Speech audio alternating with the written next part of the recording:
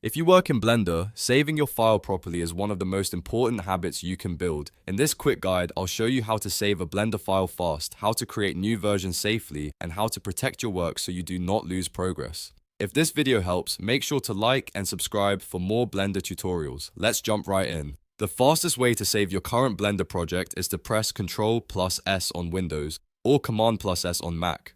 As soon as you do that, Blender opens the file browser so you can choose where to store your project. This is the standard save shortcut, and it is the one you should use constantly while working.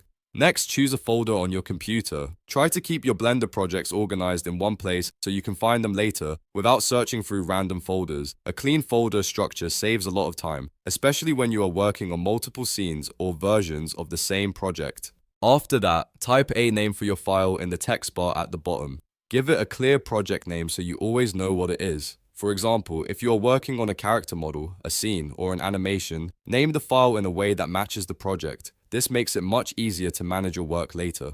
Now click the blue Save Blender File button in the bottom right corner. This commits your current Blender scene to your hard drive and creates the .blend file. Once you do this, your progress is stored safely, but remember that saving often is always the best habit. If you want to create a new version instead of overwriting the old one, go to File and then choose Save As. This is the safer option when you are making big changes and want to keep a backup. In the Save As window, click the plus icon next to the file name. Blender will automatically add version numbers like V01 or V02, which helps you keep track of different stages of your project. If you want to reduce file size, look for the compress option in the sidebar settings. Turn it on before saving, and Blender will shrink the file size on disk. This is especially helpful for large scenes, though it may take a little longer to save. If your project uses images, textures, or sound files, go to File, then External Data, and choose Pack Resources. This embeds those external assets directly into the Blender file, which makes your project easier to move between computers without missing files.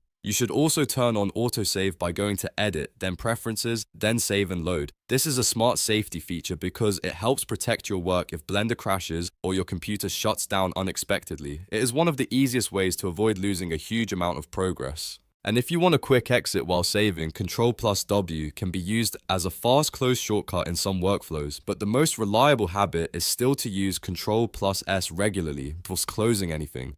That way, you know your changes are stored before you leave the project. So that is the simple way to save a Blender file fast, keep versions organized, and protect your work. If this tutorial helped you, make sure to like the video and subscribe for more Blender tips, shortcuts, and beginner-friendly guides.